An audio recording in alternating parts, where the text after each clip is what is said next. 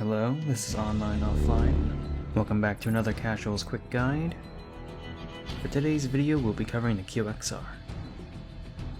Introduced at the end of 2020, the QXR is a fully automatic personal defense weapon of German origin.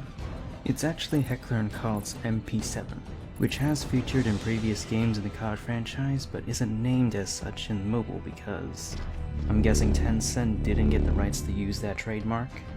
And so, for the sake of this guide, I'll be using both names interchangeably. If the MSMC is a fast-killing weapon with high recoil, then the QXR is the opposite.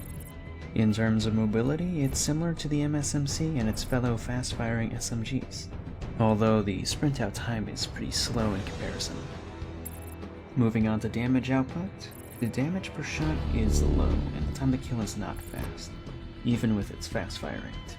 The MP7 will kill in 5 shots up close, 6 at mid, and will drop off harshly to 9 shots beyond 25 meters.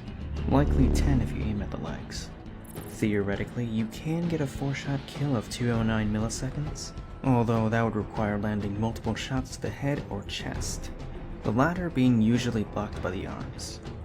Shortening your time to kill by reducing the number of shots to kill doesn't seem likely.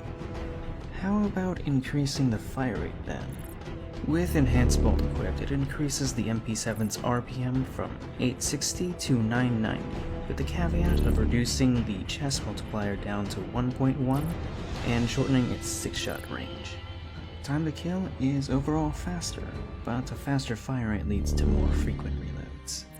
The default iron sights are simple to use, but its bullet spread is below average. In fact, it's the second worst in the game, just ahead of the QQ9 or MP5. The hipfire is not accurate, although the fire rate can compensate. On the bright side, at least the recoil is low. Upon its release, in Season 13, it was arguably the best SMG alongside the GKS. The QXR wasn't a fast-killing weapon, but its low recoil and SMG mobility allowed it to challenge ARs at mid-range. Although the meta at the time favored high-damage ARs and quickscopers. Those would be nerfed, and the meta was shifting towards SMGs. The MP5 received a strafing buff. The Bison was released as a fast strafing weapon. All the devs had to do was buff the strafing speed on the QXR, right? The QXR was already a good weapon.